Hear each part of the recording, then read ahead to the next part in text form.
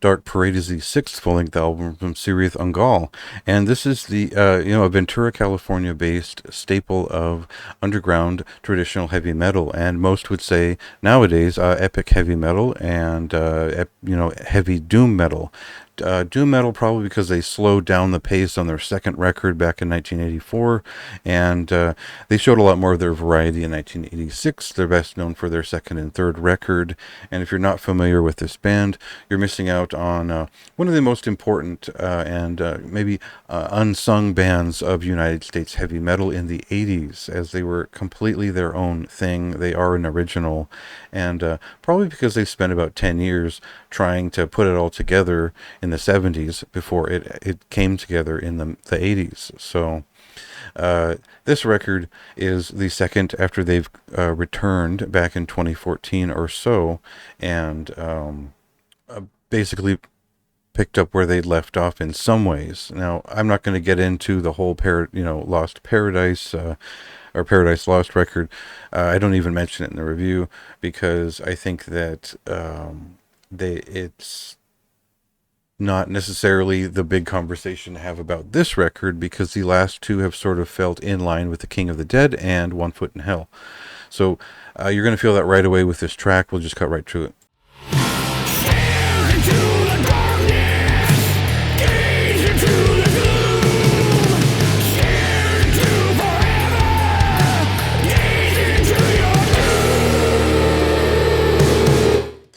So as much high praise as I did have for Forever Black back in 2020, it did make it on my top 100 albums of the year. It was a great return for the band. I was very happy to hear from their work. I felt the production, in the long run, I feel like the production didn't hold up as good as the songs did, and it still felt like their mid 80s era in most respects. But there were a couple of, I mean, all the songs fit. It was very well put together, but it just didn't really hold up, especially after they started to do additional remasters of the old work, and it felt like it was intentionally a little bit obscured, and that is remedied on this record. The production is much more clear and fine, and helps to emphasize the unique style of the band in terms of the not only the production values, but we get the big bass sound that we expect, and we get the unique drum performances note for note here, and hearing the rhythm section is a big part of what makes Cirith Ungol unique. Of course, the vocals are a huge part as well. So everything counts on a recording like this, and I think it's important because this is kind of a downer of a record. It's a lot darker than a lot of their past releases. It starts out with a lot of energy. There's a conscious effort to not do sort of triplet galloping on this record, and that makes for a heavier sort of almost thrashier record to start. I liken some of the songs to like late 80s Trouble in some respects, in the way they develop, and of course that's all Priest influence, the way that I see it. Otherwise, yeah, we hear there's a little bit of One Foot in Hell in this record, and I think that's intentional on at least one song, where we hear a bit of War Eternal on Looking Glass, but otherwise Side B is a lot darker. It's a lot heavier. It's a lot slower, and it feels like this album is sort of on a dissolve. Like the energy is running out, and everything is getting darker. And I think that's intentional in terms of the record just coming from a dark place. It was kind of a pandemic record in a lot of ways, and this is what kept them busy during that time.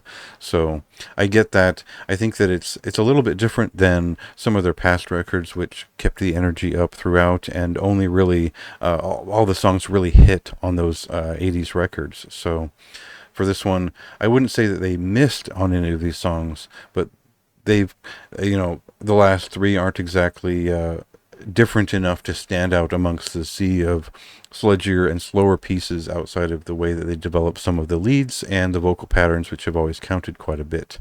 So there's Of course, it's a canonical album. It feels like it fits. There's no fumble here, and it's hard to deny the personality of Cirith Ungol. I think that it's one of those bands that it's always been special to me from the moment I heard it. Along with bands like Trouble and whatnot, who always had a big personality, but an underground roots to the way they do things. They really developed themselves before they showed themselves, and I really appreciate that about a lot of classic bands in this style. So, pretty high marks. It's a very high recommendation for me. Uh, I think that there's elements of the cover art I don't like that are very minor, and we'll have to see how it holds up with the rest of their discography on my shelf. But otherwise, this is one of my favorite records of the month, and a big standout for the year for me in terms of favorite bands putting out records. So a lot of enthusiasm for me on that one. Go ahead and see what you think. Go check out the record on Friday when it comes out, and read the review for more of my thoughts.